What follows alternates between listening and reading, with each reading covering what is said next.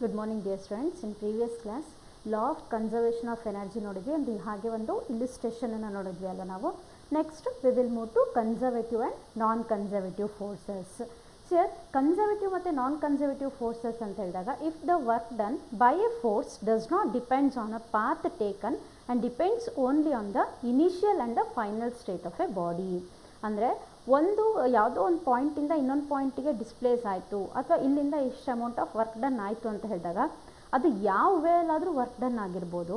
So that it only depends upon the initial and the final points. ಅಂದರೆ ಒಂದು initial starting ಎಲ್ಲಿ work ಆಗಿದೆ, final ಆಗಿ ಎಲ್ಲಿ ನಮಗೆ ಡೆಸ್ಟಿನೇಷನ್ ರೀಚ್ ಆಗಿದೆ, ಅಲ್ಲಿ ತನಕ ನಮಗೆ ಕೊಡೋವಂಥ ಒಂದು ಪಾತ್ ನಾವು it does not depend upon the path. ಅಲ್ಲಿ ವರ್ಕ್ ಆಗೋವಂಥದ್ದನ್ನ ನಾವು ಏನು ಹೇಳ್ತೀವಿ, conservative force ಅಂತ ಹೇಳ್ತೀವಿ. So here if the work done by a force does not depend on the path taken and depends only on the initial and the final states of a body ಅಂತ ಹೇಳ್ತೀವಿ. ಅದನ್ನು ನಾವೇನು ಹೇಳ್ತೀವಿ, conservative force ಅಂತ ಹೇಳ್ತೀವಿ.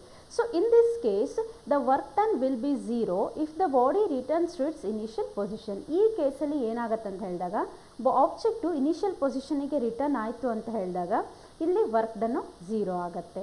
Example the force of gravity, gravitational force ಅಥವಾ force of gravity ಇರ್ಬೋದು, electrostatic force ಇರ್ಬೋದು, ಅಥವಾ ಫೋರ್ಸ್ ಆಫ್ ಸ್ಪ್ರಿಂಗ್ ಇರ್ಬೋದು. ಸ್ಪ್ರಿಂಗ್ ಫೋರ್ಸ್ ಅಂತ ನಾವೇನು ಓದಿದ್ವಿ ಅವೆಲ್ಲ ಏನು ಹೇಳ್ತೀವಿ ನಾವು, ಕನ್ಸರ್ವೇಟಿವ್ ಫೋರ್ಸ್ ಅಂತ ಹೇಳ್ತೀವಿ. ಕನ್ಸರ್ವೇಟಿವ್ ಫೋರ್ಸ್ ಅಂತ ಹೇಳಿದಾಗ it depends upon only the final and the initial States. Initial ಮತ್ತು ಫೈನಲ್ ಸ್ಟೇಟ್ಸ್ಗೆ ಮಾತ್ರ ಸಂಬಂಧಪಟ್ಟಿರುತ್ತೆ.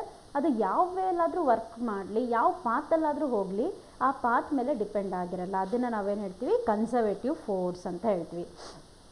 Here when a body is thrown vertically upwards, ಒಂದು ಆಬ್ಜೆಕ್ಟನ್ನು ನಾವು ಮೇಲ್ಗಡೆ ಬಿಸಾಕ್ತೀವಿ ಅಂತ ಹೇಳಿದಾಗ it reaches a highest point and then returns to its initial point ಅಲ್ವಾ. ಮೇಲ್ಗಡೆ ಅದರ ಒಂದು ಆಬ್ಜೆಕ್ಟ್ನ ಬಿಸಾಕ್ತೀವಿ ಅಂತ ಹೇಳಿದಾಗ ಏನಾಗುತ್ತೆ, ಮೇಲ್ಗಡೆ ಹೈಯೆಸ್ಟ್ ಪಾಯಿಂಟಿಗೆ ಹೋಗುತ್ತೆ ಆ್ಯಂಡ್ ಇನಿಷಿಯಲ್ ಪಾಯಿಂಟಿಗೆ ವಾಪಸ್ ಬರುತ್ತೆ. While moving upwards, the displacement and force are in opposite direction ಅಲ್ವಾ. ಅಂದರೆ ಒಂದು ಆಬ್ಜೆಕ್ಟು ಮೇಲ್ಗಡೆ ಹೋಗ್ತೀವಿ ಅಂತ ಹೇಳಿದಾಗ ಡಿಸ್ಪ್ಲೇಸ್ಮೆಂಟು ಮೇಲಾಗ್ತಿದೆ, ಬಟ್ ಗ್ರಾವಿಟೇಷನಲ್ ಫೋರ್ಸ್ ಅಂತ ಹೇಳಿದಾಗ ಆ ಫೋರ್ಸ್ ಏನಾಗ್ತಿರುತ್ತೆ ನಮಗೆ, ಆ ಎರಡೂ ಫೋರ್ಸು ಡಿಸ್ಪ್ಲೇಸ್ಮೆಂಟು ಅದರಲ್ಲಿರೋಂಥ ಫೋರ್ಸು ಅಪೋಸಿಟ್ ಡೈರೆಕ್ಷನ್ ಆ್ಯಕ್ಟ್ ಆಗ್ತಾ ಇರುತ್ತೆ. ಯಾಕಂದರೆ ಮೇಲ್ಗಡೆ ಹೋಗಬೇಕದು, ಫೋರ್ಸು ಏನಾಗ್ತಿರುತ್ತೆ, ಕೆಳಗಡೆ ಎಳಿತಾ, ಆಬ್ಜೆಕ್ಟ್ನ ಕೆಳಗಡೆ ಎಳಿತಾ ಇರುತ್ತೆ. So and the work done is negative, ಹೌದಲ್ವ. ವರ್ಕ್ ಡನ್ ಏನಾಗುತ್ತೆ ಅವಾಗ, ನೆಗೆಟಿವ್ ಆಗುತ್ತೆ. ವೈಲ್ ಫಾಲಿಂಗ್ ಡೌನ್ವರ್ಡ್ಸ್, ಹಾಗಾದರೆ ಕೆಳಗಡೆ ಬರಬೇಕಾದ್ರೆ the displacement and the force are in same direction ಅಲ್ವಾ. ಡಿಸ್ಪ್ಲೇಸ್ಮೆಂಟ್ ಅಂದರೆ ಕೆಳಗಡೆ ಬರ್ತಾ ಇದೆ, ಫೋರ್ಸು ಕೂಡ ಏನಾಯ್ತಲ್ಲಿ ಸೇಮ್ ಡೈರೆಕ್ಷನ್ ಇರುತ್ತೆ. ಆವಾಗ ಫೋರ್ಸು ಮತ್ತು ಡಿಸ್ಪ್ಲೇಸ್ಮೆಂಟ್ ಏನಾಗಿರುತ್ತೆ, those are in same direction. Then the work done is set to be positive. Work done ಏನಾಗುತ್ತೆ ಅವಾಗ, ಪಾಸಿಟಿವ್ ಅಂತ ಹೇಳ್ತೀವಿ. Therefore, the net work done when the body returns to its initial point is 0. ಹಾಗಾದರೆ net work ಡನ್ನು initial ಪಾಯಿಂಟಿಗೆ ಬರಬೇಕಾದ್ರೆ ಏನಾಗಿರುತ್ತೆ, 0 ಆಗಿರುತ್ತೆ. Next, moreover the magnitude of work done to raise a body of mass m to height h is always m into g into h ಅಲ್ವಾ. ನಾವೀಗ ನೋಡಿದ್ವಿ potential ಎನರ್ಜಿಗೆ expression ನೋಡಿದ್ವಿ. So potential energy expression ನೋಡಬೇಕಾದ್ರೆ M into G into ಹೆಚ್ ಅಂತ ಹೇಳ್ಬಿಟ್ಟು ಅದಕ್ಕೆ ಒಂದು ಎಕ್ಸ್ಪ್ರೆಷನನ್ನು ಕೂಡ ಬರೆದ್ವಿ. ಅದೇ ಥರನೇ ಇಲ್ಲಿ, ಹಾಗಾದರೆ ಇಲ್ಲಿ ಮ್ಯಾಗ್ನಿಟ್ಯೂಡು, ವರ್ಕಿನ ಮ್ಯಾಗ್ನಿಟ್ಯೂಡ್ ಏನಾಗಿರುತ್ತೆ, ಒಂದು ಆಬ್ಜೆಕ್ಟನ್ನು ರೈಸ್ ಮಾಡಬೇಕು ಅಂತ ಹೇಳಿದಾಗ it is always equal to M into G into H irrespective of the path taken, whatever be the path taken. Path ಯಾವುದಾದ್ರೂ ಇರಲಿ, ಬಟ್ ದ ವರ್ಕ್ ಡನ್ ಏನಾಗಿರುತ್ತಲ್ಲಿ ಯಾವಾಗಲೂ ನಮಗೇನಾಗುತ್ತೆ, M into G into H ಆಗಿರುತ್ತೆ. Next, the path taken may be along the vertical or inclined to the horizontal as in the inclined plane or curved as in simple pendulum. ಹೇಗಾರು ಆಗಿರ್ಬೋದು, some angle formation ಆರು ಮಾಡಿಕೊಂಡು work done ಆಗಿರ್ಬೋದು, ಅಥವಾ horizontal ಆಗಿ ಹೋಗಿರ್ಬೋದು, ಅಥವಾ vertical ಆಗಿ ಆಗಿರ್ಬೋದು. So like ಅಥವಾ ಕರ್ವ್ಡ್ ಪಾತಲ್ಲಿ ಹೋಗ್ಬಿಟ್ಟು ಏನಾಗಿರ್ಬೋದು, ವರ್ಕ್ ಡನ್ ಆಗಿರ್ಬೋದು. ಸೊ ಲೈಕ್ ದಿಸ್ ಸಿಂಪಲ್ ಪೆಂಡಲಮಲ್ಲಿ ನೋಡ್ದಂಗೆ ನಾವು ಇವನ್ನೆಲ್ಲ ನಾವು ಪಾತ್ ಮೇಲೆ ಡಿಪೆಂಡ್ ಆಗಲ್ಲ, it only depends upon the initial and the final path ಅಂತ ಹೇಳ್ತೀವಿ ನಾವು. Thus the force of gravity is a conservative force. Similarly, ಹಾಗಾದರೆ ಈ ಫೋರ್ಸ್ ಆಫ್ ಗ್ರಾವಿಟಿನ ನಾವೇನು ಹೇಳ್ತೀವಿ, ಕನ್ಸರ್ವೇಟಿವ್ ಫೋರ್ಸ್ ಅಂತ ಹೇಳ್ತೀವಿ.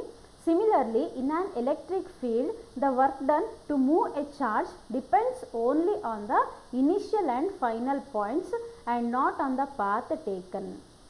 ಇದನ್ನು ಅದೇ ಎಲೆಕ್ಟ್ರಿಕ್ ಫೀಲ್ಡಲ್ಲಿ ಹೇಳಬೇಕಾದ್ರೂ ಅಷ್ಟೇ, ಒಂದು ಚಾರ್ಜನ್ನು ಒಂದು ಪಾಯಿಂಟಿಂದ ಇನ್ನೊಂದು ಪಾಯಿಂಟಿಗೆ ತೊಗೊಂಡು ಬರಬೇಕಂತ ಹೇಳಿದಾಗ it depends only on the initial and the final position.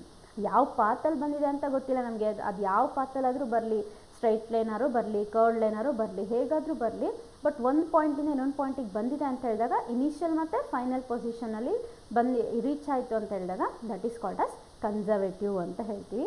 ಅಲ್ಲಿ ಬರೋ ಅಂಥ ಎಲೆಕ್ಟ್ರಿಕ್ ಫೀಲ್ಡಲ್ಲಿ ಬರೋ ಅಂಥ ಫೋರ್ಸ್ನು ಕೂಡ ನಾವೇನು ಹೇಳ್ತೀವಿ, that is also conservative force ಅಂತ ಹೇಳ್ತೀವಿ.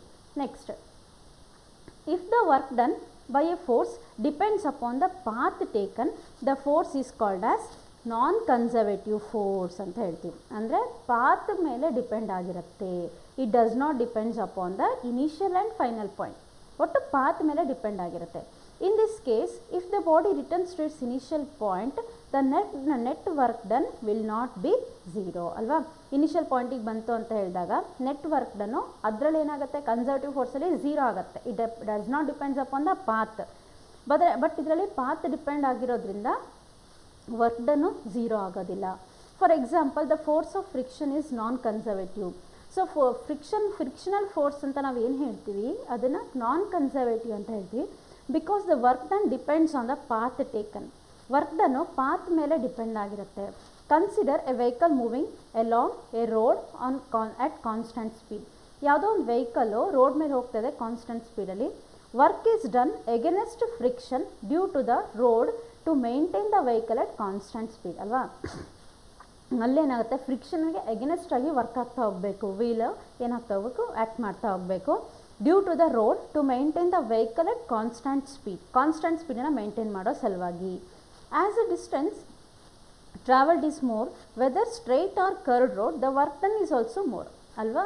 ಯಾವುದೇ ಇವಾಗ ಒಂದು ಡಿಸ್ಟೆನ್ಸ್ ಕವರ್ ಮಾಡಬೇಕು ಅಂತ ಹೇಳಿದಾಗ ಒಂದು ಕಾನ್ಸ್ಟೆಂಟ್ ಸ್ಪೀಡ್ ಅಚೀವ್ ಆಯಿತು, ಅಥವಾ ಆ ಡಿಸ್ಟೆನ್ಸ್ ಮಾಡ್ತಿರೋ ಅಂಥದ್ದು ಒಂದು ಟ್ರಾವೆಲಿಂಗ್ ಸ್ಪೀಡು ಜಾಸ್ತಿ ಆಯಿತು ಅಂತ ಇಟ್ಕೊಂಡಾಗ ಡಿಸ್ಟೆನ್ಸ್ ಜಾಸ್ತಿ ಆಯಿತು ಅಂತ ಹೇಳಿದಾಗ ರೋಡ್ ಹೆಂಗೆ ಇರಬೇಕು, ರೋಡ್ ಯಾವಾಗಲೂ ನಮಗೆ ಸ್ಟ್ರೈಟೇ ಇರುತ್ತೆ ಅಂತ ಅಲ್ಲ, ನಮಗೆ ಕೆಲವೊಂದು ಸಲ ಮಡ್ ರೋಡ್ ಬರ್ಬೋದು, ಕೆಲವೊಂದು ಸಲ ಹೈವೇ ಬರ್ಬೋದು. ಸೊ ಲೈಕ್ ದಿಸ್ ಅಲ್ಲೇನಾಯಿತು ನಮಗೆ, ಹಾಗಾದರೆ whether the straight or curve road the work done is also more ಅಲ್ವಾ. ಯಾಕಂದರೆ ಟ್ರಾವೆಲ್ ಮಾಡಬೇಕಂತ ಹೇಳಿದಾಗ ಡಿಸ್ಟೆನ್ಸ್ ಜಾಸ್ತಿ ಆಯಿತು ಅಂತ ಹೇಳಿದ್ರೆ it depends upon the path ಮೇಲೆ ಡಿಪೆಂಡ್ ಆಗಿರುತ್ತೆ. Here work done is also more. If the vehicle returns to its initial point, there is a net amount of work done is not zero. So ಅಂದರೆ ರಿಟರ್ನ್ಗೆ ವಾಪಸ್ ತನ್ನ initial ಸ್ಟೇಟಿಗೆ ಬಂತು ಅಂತ ಹೇಳಿದಾಗ ನೆಟ್ ವರ್ಕ್ ಡನ್ ಆಗಿರುತ್ತೆ, ಝೀರೋ ಆಗಿರಲ್ಲ. Some amount of work is there ಅಂತ ಹೇಳ್ತೀವಿ ನಾವು. Non conservative force depends on the velocity of the body. Velocity ಮೇಲೆ ಡಿಪೆಂಡ್ ಆಗಿರುತ್ತೆ. The work done against non-conservative force may be dissipated as heat. So heat ಆಗಿ some work done ಏನಾಗುತ್ತೆ, heat ಆಗಿ ಹೋಗುತ್ತೆ ನಮಗೆ ಇದರಲ್ಲಿ. The amount of work done against non conservative force cannot be completely recovered. ಅಂದರೆ ಕಂಪ್ಲೀಟಾಗಿ ಅದು ವಾಪಸ್ಸು ತನ್ನ ಇನಿಷಿಯಲ್ ಸ್ಟೇಟಿಗೆ ಹೋಗಲಿಕ್ಕೆ ನಾವು ಫೋರ್ಸ್ ಮಾಡಲಿಕ್ಕೆ ಅದಕ್ಕೆ ಆಗೋದಿಲ್ಲ. ನಾವು ಅದನ್ನು ಏನಾಗುತ್ತೆ, ಸಮ್ ಅಮೌಂಟ್ ಆಫ್ ಏನಾಗಿರುತ್ತೆ ಅಲ್ಲಿ ನಮಗೆ ಫೋರ್ಸು ಕೆಲವೊಂದು ಡಿಸಿಪೇಟೆಡ್ ಆಗಿ ಹೀಟ್ ಥರ ವಾಪಸ್ಸು ನಾವು ಕಳ್ಕೊಂಡಿರುತ್ತೆ ಫೋರ್ಸ್. ಅದನ್ನು ನಾವೇನು ಹೇಳ್ತೀವಿ, ನಾನ್ ಕನ್ಸರ್ವೇಟಿವ್ ಫೋರ್ಸ್. ಅಂದರೆ ಕಂಪ್ಲೀಟಾಗಿ ಅಲ್ಲಿ ಎಷ್ಟು ಫೋರ್ಸ್ ಬಂದಿರುತ್ತೋ ಇನಿಷಿಯಲ್ ಸ್ಟೇಟಿಗೆ ಹೋದ್ಮೇಲೆ ವಾಪಸ್ಸು ಅಷ್ಟೇ ಫೋರ್ಸ್ನ ನಾವು ಏನು ಮಾಡಲಿಕ್ಕಾಗಲ್ಲ, ಎಕ್ಸ್ಪೆಕ್ಟ್ ಮಾಡಲಿಕ್ಕೆ ಆಗಲ್ಲ. ಅದನ್ನು ನಾನು ಹೇಳ್ತೀವಿ ನಾನ್ ಕನ್ಸರ್ವೇಟಿವ್ ಫೋರ್ಸ್ ಅಂತ ಹೇಳ್ತೀವಿ. ಸೊ ಅದರ್ ಎಕ್ಸಾಂಪಲ್ಸ್ ಅನ್ನ ಹೇಳಿದಾಗ ಏರ್ ರೆಸಿಸ್ಟೆನ್ಸ್ ಇರ್ಬೋದು, viscous force. So viscous force ಅಂತ ಹೇಳಿದಾಗ ನಾವು ವಿಸ್ಕಾಸಿಟಿಯಲ್ಲಿ ಓದಿದ್ವಿ ಅಲ್ವಾ. So that is nothing but the viscous force. Next, elastic and inelastic collision. So collision ಅಂತ ಹೇಳಿದ್ರೆ ಈಗ ಆಲ್ರೆಡಿ ನೀವು ಓದಿದ್ದೀರಾ. ಎಲಾಸ್ಟಿಕ್ ಮತ್ತು ಇನ್ಎಲಾಸ್ಟಿಕ್ ಕೊಲಿಷನ್ ಅಂತ ಹೇಳಿದ್ರು ನಾನು ಡೆಫಿನೇಷನ್ಸ್ ಹೇಳಿದ್ದೀನಿ ಕೆಲವೊಂದು. Collisions between two bodies are classified into two types. ಎರಡು ಥರ ಕ್ಲಾಸಿಫೈ ಮಾಡ್ತಾರೆ, ಎಲಾಸ್ಟಿಕ್ ಕೊಲಿಷನ್ನು ಮತ್ತು ಇನ್ಎಲಾಸ್ಟಿಕ್ ಕೊಲಿಷನ್ನು. ಹಾಗಾದರೆ ಕೊಲಿಷನ್ ಎಲಾಸ್ಟಿಕ್ ಯಾವಾಗ ಆಗಿರುತ್ತೆ, ಇನ್ಎಲಾಸ್ಟಿಕ್ ಯಾವಾಗ ಆಗಿರುತ್ತೆ ಅಂತ ನೋಡೋಣ. The collisions in which both the momentum and the kinetic energy of the system remains conserved are called as elastic collision. ಅಂದರೆ ಮೊಮೆಂಟಮ್ಮು ಜೊತೆಗೆ ಕೈನೆಟಿಕ್ ಎನರ್ಜಿ ಎರಡೂ ಕೂಡ, ಸಿಸ್ಟಮಿನ ಕೈನೆಟಿಕ್ ಎನರ್ಜಿ ಮತ್ತು ಮೊಮೆಂಟಮ್ ಎರಡೂ ಕೂಡ ಕನ್ಸರ್ವ್ ಆಯಿತು ಅಂತ ಹೇಳಿದಾಗ ಅದನ್ನು ನಾವೇನು ಹೇಳ್ತೀವಿ, ಆ ಕೊಲಿಷನ್ನ ಎಲಾಸ್ಟಿಕ್ ಕೊಲಿಷನ್ ಅಂತ ಹೇಳ್ತೀವಿ. Means there is no loss of kinetic energy during elastic collision. ಅಂದರೆ ಎನರ್ಜಿ ಲಾಸ್ ಆಗೋ ಚಾನ್ಸಸ್ಸೇ ಇಲ್ಲ ಇದರಲ್ಲಿ ಅಂಥ ಒಂದು ಕೊಲಿಷನ್ನ ನಾವೇನು ಹೇಳ್ತೀವಿ, ಎಲಾಸ್ಟಿಕ್ ಕೊಲಿಷನ್ಸ್ ಅಂತ ಹೇಳ್ತೀವಿ. Collisions of atoms and subatomic particles and collisions of gaseous molecules are generally of elastic collisions. ಕೆಲವೊಂದು ಎಕ್ಸಾಂಪಲ್ಸ್ ಹೇಳ್ಬೇಕಾದ್ರೆ ಆಟಮ್ಸ್ ಮಧ್ಯೆ ಇರೋಂಥ ಕೊಲಿಷನ್ ಇರ್ಬೋದು, ಸಬ್ ಅಟಾಮಿಕ್ ಪಾರ್ಟಿಕಲ್ಸ್ ಮಧ್ಯೆ ಇರೋಂಥ ಕೊಲಿಷನ್ ಇರ್ಬೋದು, ಅಥವಾ ಗ್ಯಾಷಿಯಸ್ ಮಾಲಿಕ್ಯೂಲ್ಸ್ ಮಧ್ಯೆ ಇರೋಂಥ ಕೊಲಿಷನ್ ಇರ್ಬೋದು. ಇವೆಲ್ಲ ಜನರಲಿ ನಾವೇನು ಹೇಳ್ತೀವಿ, ಎಲಾಸ್ಟಿಕ್ ಕೊಲಿಷನ್ ಅಂತ ಹೇಳ್ತೀವಿ ನಾವು. Collision between two steel or glass balls is nearly elastic. ಹಾಗಾದರೆ collision two steel balls two nearly glass ಬಾಲ್ಸ್ನ ಮಧ್ಯೆ ಇರೋಂಥ ಕೊಲಿಷನ್ ನಾವು ಎಲಾಸ್ಟಿಕ್ ಅಂತ ಹೇಳ್ತೀವಿ. ಯಾಕೆ ಅಂತ ಹೇಳಿದಾಗ, during this collision of two gas molecules the velocity of each molecules changes after the collision. ಈಗ ಎರಡು ಸ್ಟೀಲ್ ಕಪ್ ಇದೆ ಅಂತ ಹೇಳಿದಾಗ ಆ ಸ್ಟೀಲ್ ಕಪ್ಪು ಏನಾಯಿತು, ಒಂದರಿಂದ ಒಂದು ಸ್ಟೀಲ್ ಕಪ್ ನಾವು ಜೋರಾಗಿ ಹೊಡೆದ್ವಿ ಅಂತ ಹೇಳಿದಾಗ ಏನಾಗುತ್ತೆ, ಅದು ಕೊಲೈಡ್ ಆಗಿ ವಾಪಸ್ಸು ತನ್ನ ವೆಲಾಸಿಟಿನ ಏನಾಗ್ತಾ ಹೋಗುತ್ತೆ, ಚೇಂಜ್ ಆಗ್ತಾ ಹೋಗುತ್ತೆ. ಕೆಲವೊಂದು ಕಡೆ ಒಂದೊಂದು ದಿಕ್ಕಿಗೆ ಹೋಗಿ ಬೀಳುತ್ತೆ. ಅಂದಾಗ ಅಲ್ಲೇನಾಯಿತು, however total energy of the molecules after the collision will be equal to that of the before collision. ಹಾಗಾದರೆ ಟೋಟಲ್ ಎನರ್ಜಿ ಏನಾಗಿರುತ್ತೆ, kinetic energy of the molecules after the collision ಆದಮೇಲೆ ಬರೋ ಅಂಥ ಕೈನೆಟಿಕ್ ಎನರ್ಜಿ ಏನಾಗಿರುತ್ತೆ, ಅದು ಬಿಫೋರ್ ಕೊಲಿಷನ್ ಏನಿರುತ್ತೋ ಅದನ್ನು ಕೂಡ after collision ಇರುತ್ತೆ. ಆವಾಗ ಕೈನೆಟಿಕ್ ಎನರ್ಜಿ ಈಕ್ವಲ್ ಆಯಿತು ಅಂತ ಹೇಳಿದಾಗ ಇಲ್ಲಿ ಎಷ್ಟಿರುತ್ತೋ ಅಷ್ಟೇ ಎನರ್ಜಿ ಅಲ್ಲೂ ಕೂಡ ಇರುತ್ತೆ. ಬಿಫೋರ್ ಕೊಲಿಷನ್ ಎಷ್ಟಿರುತ್ತೆ, ಆಫ್ಟರ್ ಕೊಲಿಷನ್ ಅಷ್ಟೇ ಇರುತ್ತೆ ಅಂತ ಹೇಳಿದಾಗ ಏನಾಯ್ತು, ಅಲ್ಲಿ ಕೈನೆಟಿಕ್ ಎನರ್ಜಿ ಕನ್ಸರ್ವ್ ಆಯಿತು ಅಂತ ಹೇಳ್ತೀವಿ. The forces involve during elastic collision are conservative in nature and mechanical energy is not transferred in to any other form of energy. ಇಲ್ಲಿ ಈ ಎನರ್ಜಿನ ನಾವು ಕನ್ಸರ್ವೇಟಿವ್ ಅಂತ ಹೇಳ್ತೀವಿ, ಕೊಲಿಷನ್ನ ಕನ್ಸರ್ವೇಟಿವ್ ಅಂತ ಹೇಳ್ತೀವಿ. ಆ್ಯಂಡ್ ಮೆಕ್ಯಾನಿಕಲ್ ಎನರ್ಜಿ ಮಾತ್ರ ಯಾವುದೇ ಫಾರ್ಮ್ ಆಗಿ ನಮಗೆ is not transferred into any other form of energy. ಯಾವುದೇ ಫಾರ್ಮ್ ಆಗಿ ಬೇರೆ ಒಂದು ಫಾರ್ಮ್ಗೆ ಕನ್ವರ್ಟ್ ಆಗಲ್ಲ ಇಲ್ಲಿ ಮೆಕ್ಯಾನಿಕಲ್ ಎನರ್ಜಿಯಾಗಿ. ಅಂದರೆ ಇವಾಗ ಸಪೋಸ್ ಯಾವುದೋ ಒಂದು ಎನರ್ಜಿ ಮೆಕ್ಯಾನಿಕ್ ಎನರ್ಜಿಯಾಗಿ ಸಪೋಸ್ ಹೀಟ್ ಎನರ್ಜಿಗೆ ಕನ್ವರ್ಟ್ ಆಯಿತು ಅಂತ ಹೇಳಿದಾಗ ಅಲ್ಲೇನಾಯಿತು, some amount of energy is lost. ಆ ಥರ ಕಂಡೀಷನ್ಸ್ ಆಗಲ್ಲ ಇಲ್ಲಿ ಅಂತ ಅರ್ಥ. ಇಲ್ಲೊಂದು ಇಲಿಸ್ಟ್ರೇಷನ್ ನೋಡೋಣ. ಇಲ್ಲಿ let m1 and m2 be the masses of two colliding bodies, u1 and u2 be the velocities before collision and v1 and v2 be the velocities after collision ಅಂತ ಇಟ್ಕೋಣ.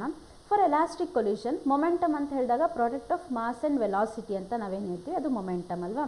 ಹಾಗಾದರೆ m1 ಮತ್ತು m2 ಅನ್ನೋದು ಎರಡು object ಇದೆ, ಅದ್ರ mass ಏನಿದೆ ನಮಗೆ m1 ಮತ್ತು m2 ಇದೆ. ಇನಿಷಿಯಲ್ ವೆಲಾಸಿಟೀಸ್ ಏನಿದೆ ನಮಗೆ u1 u2 ಇದೆ before collision. After ಕೊಲಿಷನ್ನು v1 v2 ಇದೆ. ಹಾಗಾದರೆ ಫಾರ್ ಎಲಾಸ್ಟಿಕ್ ಕೊಲಿಷನಿಗೆ ಏನಾಗಬೇಕು, ನಾವು ಎಲಾಸ್ಟಿಕ್ ಕೊಲಿಷನ್ನ ಪ್ರಕಾರ ನಾವು ಬರೆಯೋದಾದರೆ m1 u1 plus m2 u2 is equal to m1 v1 plus m2 v2 ಅಂತ ಹೇಳಿ ಬರೀತೀವಿ ಅಲ್ವಾ, according to the definition of the elastic collision. ಹಾಗಾದರೆ ನೆಕ್ಸ್ಟು ಕೈನೆಟಿಕ್ ಎನರ್ಜಿ ಅಂತ ಹೇಳಿದಾಗ half m1 v1 square plus half m2 u2 square is equal to half m1 v1 square plus half m2 v2 square. ಹಾಗಾದರೆ kinetic energy ಮತ್ತು momentum ಎರಡೂ ಕೂಡ conserve ಆಯಿತು ಅಂತ ಹೇಳಿದಾಗ ಅದನ್ನು ಏನಂತ ಹೇಳ್ತೀವಿ ನಾವು, ಎಲಾಸ್ಟಿಕ್ ಕೊಲಿಷನ್ ಅಂತ ಹೇಳ್ತೀವಿ. Finally expression for the elastic collision is written as m1 u1 plus m2 u2 is equal to m1 v1 plus m2 v2 when we take it as a momentum. And kinetic energy ನಾವು ಹೇಳೋದಾದರೆ half m1 u1 square plus half m2 u2 square is equal to half m1 v1 square plus half m2 v2 square ಅಂತ ಹೇಳ್ತೀವಿ ನಾವು. Next ಹಾಗಾದರೆ ಇಲ್ಲಿ ಇದು inelastic collision ಅಂತ ಹೇಳಿದ್ರೆ ಏನಂತ ನೋಡೋಣ. ಇನ್ಎಲಾಸ್ಟಿಕ್ ಕೊಲಿಷನ್ ಅಂತ ಹೇಳಿದಾಗ ಇದು collisions in which only momentum is conserved, kinetic energy is not conserved. ಹಾಗಾದರೆ ಇಲ್ಲೇ ಹೇಳ್ಬೋದು ಕೈನೆಟಿಕ್ ಎನರ್ಜಿ ಕನ್ಸರ್ವ್ ಆಗಿಲ್ಲ ಅಂತ ಹೇಳಿದಾಗ it may be less or greater. ಯಾವುದು ನಮಗೆ ಇನಿಷಿಯಲ್ಗಿಂತ ಫೈನಲಲ್ಲಿ ಕೈನೆಟಿಕ್ ಎನರ್ಜಿ ಏನು ಬರ್ಬೋದು, ಕಡಿಮೆ ಬರ್ಬೋದು. ಆವಾಗ ನಮಗೇನಾಗಲಿಲ್ಲ, ಬಿಫೋರ್ ಕೊಲಿಷನ್ನು ಬಂದಿರೋಂಥ ಕೈನೆಟಿಕ್ ಎನರ್ಜಿ ಆಫ್ಟರ್ ಕೊಲಿಷನನ್ನು ನಾವು ಎಕ್ಸ್ಪೆಕ್ಟ್ ಮಾಡಲಿಕ್ಕಾಗಲ್ಲ. ಅಂಥ ಒಂದು ಕೊಲಿಷನ್ಸ್ನ ನಾವೇನು ಹೇಳ್ತೀವಿ, ಇನ್ಎಲಾಸ್ಟಿಕ್ ಕೊಲಿಷನ್ಸ್ ಅಂತ ಹೇಳ್ತೀವಿ. ಬಟ್ ಮೊಮೆಂಟಮ್ ಏನಾಗಿರುತ್ತೆ, ಬರೀ ಮೊಮೆಂಟಮ್ ಮಾತ್ರ ಕನ್ಸರ್ವ್ ಆಗುತ್ತೆ. There is no loss of kinetic energy during inelastic collision. Inelastic ಕೊಲಿಷನಲ್ಲಿ ಲಾಸ್ ಆಗೋದಿಲ್ಲ ನಮಗೆ kinetic energy. Example collisions of plastics, collision of mud on the wall and bullet striking of block of wood etcetera. So when mud is thrown on the wall, so ಈಗ ಒಂದು ಮಣ್ಣಿಂದ ಮುದ್ದೆನ ತೊಗೊಂಡು ಏನು ಮಾಡ್ತೀವಿ, ಗೋಡೆಗೆ ಏನು ಮಾಡ್ತೀವಿ, ಹೊಡಿತೀವಿ ಅಂತ ಹೇಳಿದಾಗ the mud sticks to the wall after collision. ಹೊಡೆದ ತಕ್ಷಣ ಹೋಗಿ ಅಂಟ್ಕೊಳುತ್ತೆ ಅಲ್ವಾ. In this case there is complete loss of kinetic energy. Yes of course. ಯಾಕೆ ಲಾಸ್ ಆಫ್ ಕೈನೆಟಿಕ್ ಎನರ್ಜಿ ಅಂತ ಹೇಳಿದಾಗ ಇಲ್ಲಿ ಏನಾಯಿತು, ನಮಗೆ ಒಂದು ಯಾವುದೋ ಒಂದು ಆಬ್ಜೆಕ್ಟ್ ಮಡ್ಡನ್ನೇ ತೊಗೊಳ್ಳೋಣ ನಾವು, ಮಡ್ಡನ್ನು ತೊಗೊಂಡು ಗೋಡೆಗೆ ಹೊಡೆದ್ವಿ ಅಂತ ಹೇಳಿದಾಗ ಹೋಗಿ ಸ್ಟಿಕ್ ಆಗುತ್ತೆ, ವಾಪಸ್ ಬರಲ್ಲ ಅದು. ವಾಪಸ್ ಬಂದರೆ ಅದನ್ನು ನಾವೇನು ಹೇಳ್ತೀವಿ, ಎಲಾಸ್ಟಿಕ್ ಕೊಲ್ಯೂಷನ್ ಆಯಿತು. ಯಾಕಂದರೆ ವಾಪಸ್ ಹೋಗಿ ರಿಬೌಂಡ್ ಅಂತ ನಾವೇನು ಹೇಳ್ತೀವಿ, ರಿಬೌಂಡ್ ಆಯಿತು ಅಂತ ಹೇಳಿದ್ರೆ ಎಲಾಸ್ಟಿಕ್ ಕೊಲ್ಯೂಷನ್ ಅಂತ ಹೇಳ್ತೀವಿ. ಇಲ್ಲಿ ವಾಪಸ್ ಬರಲ್ಲ, there is loss of complete loss of kinetic energy. Yes, ಕಂಪ್ಲೀಟಾಗಿ ಕೈನೆಟಿಕ್ ಎನರ್ಜಿ ಏನಾಗ್ತಾ ಹೋಗುತ್ತೆ, ಲಾಸ್ ಆಗ್ತಾ ಹೋಗುತ್ತೆ ನಮಗೆ. See here the forces involved in the collision are non-conservative and in nature, conservative in nature, and a part of a whole or a mechanical energy may be transferred into another forms. Yes, mechanical energy ಇಲ್ಲಿ some ಬೇರೆ forms ಆಗಿ convert ಆಗಿ loss ಆಗಲಿಕ್ಕೆ ಶುರುವಾಗ್ತಾ ಹೋಗುತ್ತೆ. So ಅವಾಗ ನಾವೇನು ಬರಿತೀವಿ, ಎಗೇನ್ ಅದರಲ್ಲಿ ಏನು ಹೇಳಿದ್ವಿ ನಾವು, ಎಲಾಸ್ಟಿಕ್ ಕೊಲ್ಯೂಷನಲ್ಲಿ there is no loss of kinetic energy ಅಂತ ಹೇಳಿದ್ವಿ ಅಲ್ವಾ. ಬಟ್ ಇದರಲ್ಲಿ ಏನಾಯಿತು, ಅಲ್ಲಿ there is a loss of kinetic energy. And ಈ ಕೈನೆಟಿಕ್ ಎನರ್ಜಿ ಮೆಕ್ಯಾನಿಕಲ್ ಎನರ್ಜಿ ಆಗಿರೋ ಅಂಥದ್ದು ಬೇರೆ ಎನರ್ಜಿ ಆಗಿ ಟ್ರಾನ್ಸ್ಫರ್ ಆಗುವಂಥ ಚಾನ್ಸಸ್ ಇರುತ್ತೆ. So for example heat energy ಆಗಿ ಟ್ರಾನ್ಸ್ಫರ್ ಆಗ್ಬೋದು. ಸೊ ಲೈಕ್ ದಿಸ್ ಬೇರೆ ಬೇರೆ ಎನರ್ಜಿಯಾಗಿ ಕನ್ವರ್ಟ್ ಆಗುವಂಥ ಚಾನ್ಸಸ್ ಇರುತ್ತೆ, transform into another forms. So here again let m1 and m2 be the masses of two colliding bodies. u1 u2 are the velocities before collision and v1 v2 are the velocities after collision ಅಂತ ಇಟ್ಕೋಣ. Inelastic ಕೊಲ್ಯೂಷನಿಗೆ ಏನಾಯ್ತಲ್ಲಿ m1 u1 plus m2 u2 is equal to m1 v1 plus m2 v2 ಆಯಿತು. But kinetic energy ಏನಾಗಬೇಕು, it should be always greater than the ಯಾವುದು after collision. Before collision ಏನಿರುತ್ತೆ, half m1 u1 square plus half m2 u2 square should be greater than half m1 v1 square plus half m2 v2 square. So that is nothing but the inelastic collision. Elastic collusion ಅಂತ ಹೇಳಿದಾಗ both momentum ಮತ್ತು kinetic energy ಏನಾಗುತ್ತೆ ಅಲ್ಲಿ conserve ಆಗುತ್ತೆ. Inelastic collusion ಅಂತ ಹೇಳಿದಾಗ ಬರೀ momentum conserve ಆಗುತ್ತೆ ಬಿಟ್ಟರೆ ಕೈನೆಟಿಕ್ ಎನರ್ಜಿ ಕನ್ಸರ್ವ್ ಆಗಲ್ಲ. ಸೊ ಅಲ್ಲಿ ಯಾವುದರಲ್ಲಿ ಎಲಾಸ್ಟಿಕ್ ಕೊಲ್ಯೂಷನಲ್ಲಿ ಕೈನೆಟಿಕ್ ಎನರ್ಜಿ ಲಾಸ್ ಆಗಲ್ಲ, ಇನ್ಎಲಾಸ್ಟಿಕ್ ಕೊಲ್ಯೂಷನಲ್ಲಿ ಕೈನೆಟಿಕ್ ಎನರ್ಜಿ ಏನಾಗುತ್ತೆ, ಲಾಸ್ ಆಗುತ್ತೆ. So that is nothing but the elastic and inelastic collision and the conservative and the non conservative force ಅಂತ. Okay, I will take in next class. Thank you.